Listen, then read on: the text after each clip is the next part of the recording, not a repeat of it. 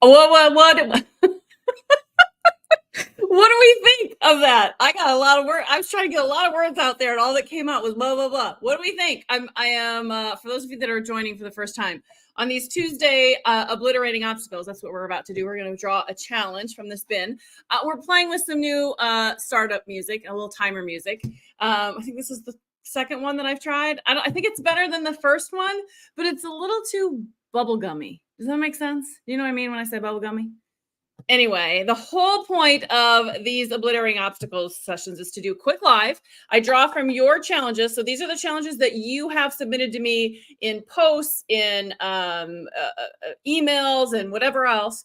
And I draw one every single week. And we solve it here in like 5 or 10 minutes. So that is the point. That is why you're all here. So let's go ahead and draw one.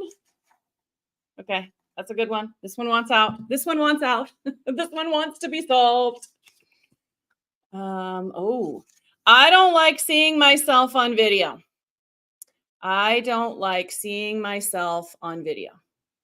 Okay, you're not alone. In fact, I think the last bit of data that I saw was like 50% of the population doesn't like seeing themselves on camera, whether it's a photo or video or whatever else. And honestly, it's because we're often we're overly critical of ourselves, and that contributes. There's also like some very real distortion that happens on the camera lens, and that's not an excuse. It's real. There's also a very real like condition where seeing yourself on camera, on video, because it's not how we see ourselves in the mirror, and it like can really mess with your head. So all of those are like real things, real phenomenons. Okay.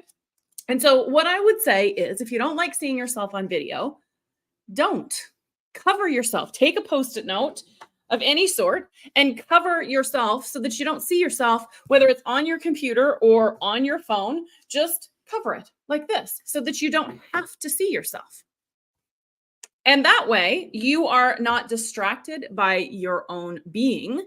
You can then focus on the camera lens and your clients, your members in your group, wherever you're going live, your people, and you can focus delivering on them. It actually becomes a better quality video when you can do that. Now, I'm saying that, but I'm guessing that's not really what's going on here. What's really going on is something probably far deeper. And so that's really a question for you to answer.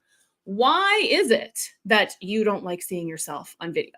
And not that I want you to answer here. I would never put anybody on the spot there, but there are lots of reasons that come up when I ask people this. And before I even get into some of those options, and if you want to share, I'll happily answer some while we're talking here. But there is no rule anywhere, I've looked, I promise, that says that in order to be successful online, in order to be successful with social media, that you have to be drop dead gorgeous or you have to be super cute. There are thousands and thousands and thousands of people out there that are showing up, getting on video, and they're maybe not the most attractive people in the world.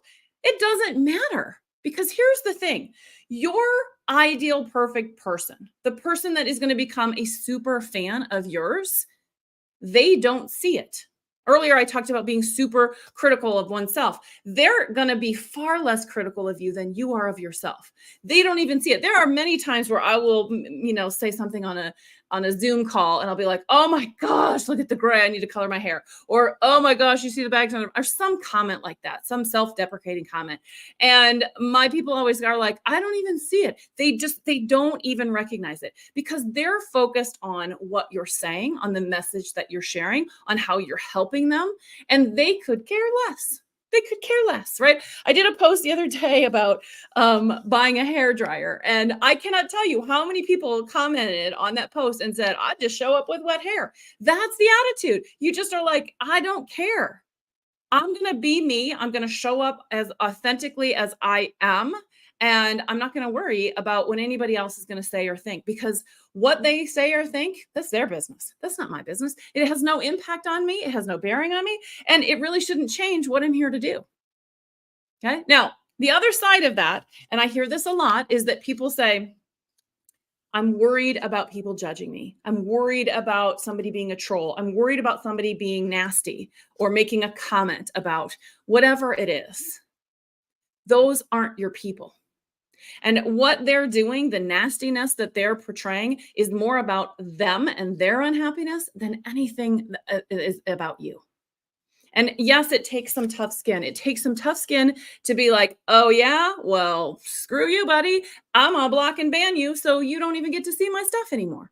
But that is really an empowering moment. And it really took me a long time to kind of shift to that and realize that it's almost like a celebration, because that means that's one person I'm going to kick out of my world, out of my life, and be like, you don't get to influence me in this way. You don't get to ruin the party for everybody else. And so what I would say in this space is you show up on video for the people who are there for the right reasons.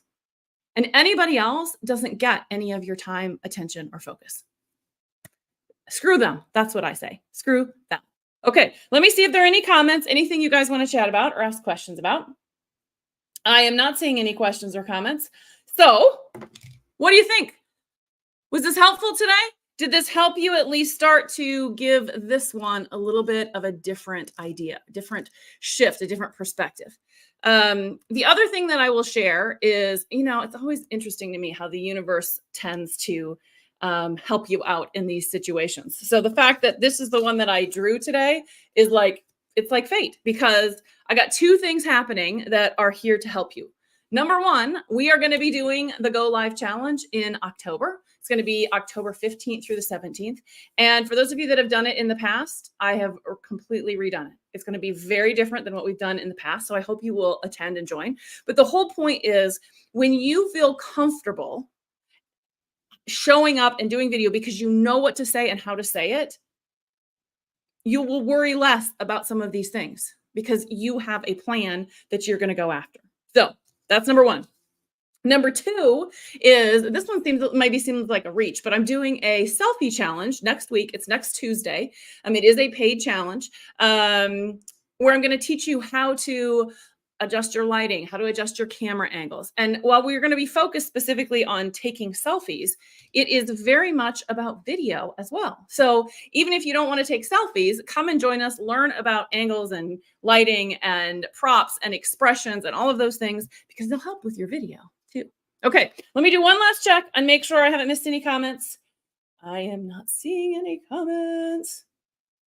All right, so we're going to wrap up. Thanks for joining me today for Obliterating Obstacles. I hope you got some value out of this. I'll see you next time. Bye, guys.